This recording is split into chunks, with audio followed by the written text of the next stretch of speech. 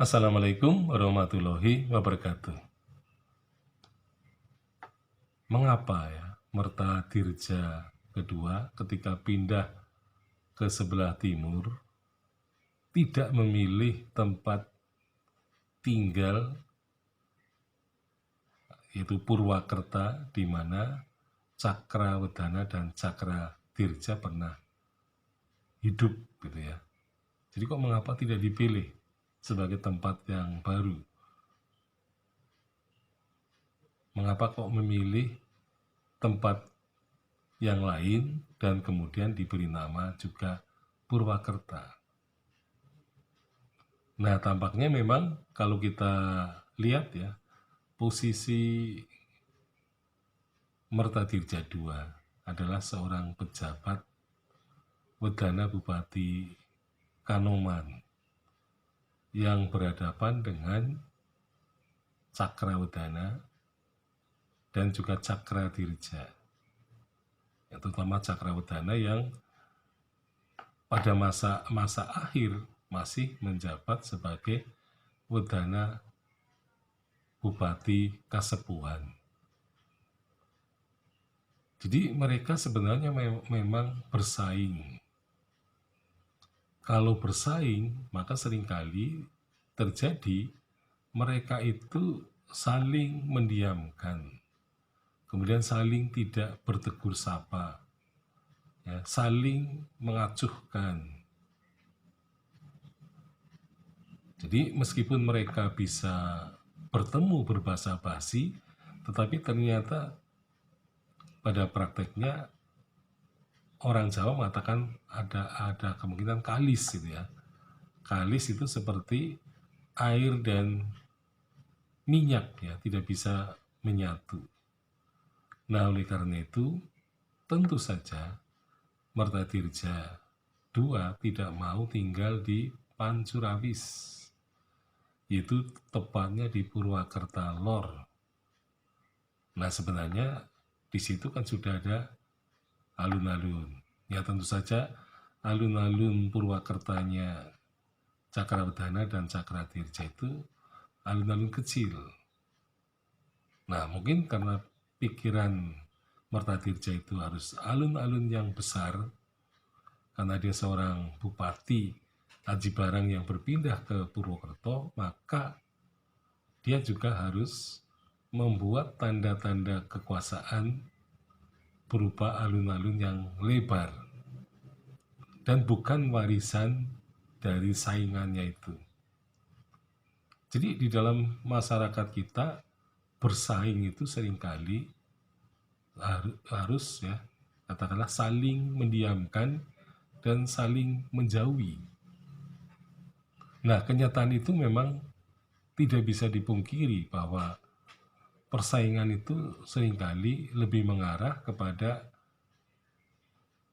adanya rasa antipati. Nah, sehingga Mertadirja III tidak memilih tempat Cakrawedana dan Cakradirja, tapi ia harus memilih tempat yang baru. Karena yang jelas bahwasanya bekas pesaing bisa juga merupakan bekas lawan.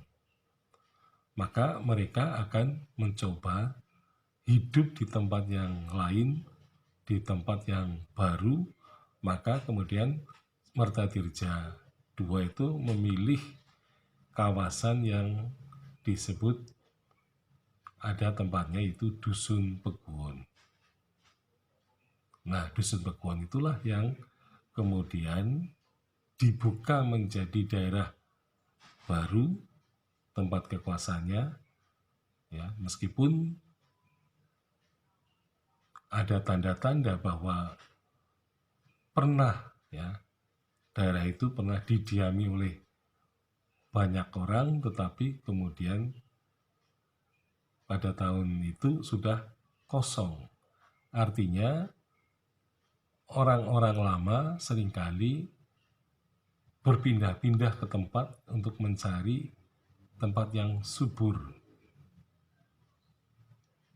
Nah, tampaknya Dusun Peguon ini adalah merupakan tempat yang ditinggalkan oleh penduduknya, ya karena mereka menganggap bahwa dusun itu sudah tidak mempunyai potensi ekonomi, nah sehingga ditinggalkan dengan mencari tempat yang lebih subur. Nah, tanda-tanda bahwa di situ pernah ada manusia yang tinggal, itu dengan ditemukannya banyak pekuburan yang sifatnya sporadis, yang terletak tempatnya ya, tidak berpola, artinya orang menguburkan orang yang meninggal itu di tempat yang tidak tertata. Artinya mereka memakamkan keluarganya di tempat yang terdekat dengan tempat tinggalnya, dan ketika tempat tinggalnya ditinggal, maka juga makam-makam itu akan menjadi suatu bukti bahwa pada masa lampau tempat itu merupakan tempat yang paling tidak pernah didiami oleh banyak orang, tetapi kemudian orang itu sudah tidak berada di kawasan itu. Nah, karena kawasan kosong, maka dipilih sebagai ibu kota kabupaten yang baru. Sekian, Assalamualaikum warahmatullahi wabarakatuh.